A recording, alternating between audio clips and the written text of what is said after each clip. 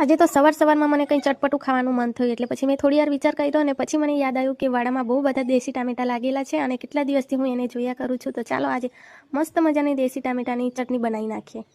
તો હું પહોંચી ગઈ છું ટામેટાં તોડવા માટે અને એટલા બધા ટામેટાં લાગેલા છે કે જોઈને નજર લાગી જાય એટલા મસ્ત ટામેટાં લાગ્યા છે. તો ચાલો મારા જરૂર પ્રમાણે હું ટામેટાં તોડી લઉં અને પછી બીજી બધી તૈયારી પણ કરવાની છે. તો વઘાર કરવા માટે છે ને આદુ મરચાંની પેસ્ટ બનાવી દીધી છે, 2-3 કળી લસણ કાપી લીધું છે, 2 નંગ મરચાં કાપી લીધા છે અને કળી લીમડાનું પાન અને ટામેટાં ધોઈને કાપી લીધા છે. તો ચાલો હવે વઘાર કરી દઈએ. તો તેલ મારું ગરમ થઈ ગયું છે. હવે હું એમાં એડ કરીશ રાઈ.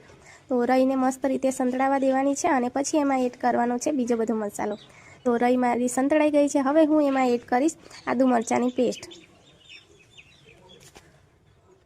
થોડી જ વારમાં મસાલો આપણો બરાબર શેકાઈ ગયો છે. હવે હું એમાં એડ કરીશ કાપેલા મરચાં, લસણ અને કળી લીમડાના પાન. આને પણ બરાબર શેકાવા દેશું અને શેકાઈ જાય પછી એડ કરીશું ટામેટાં.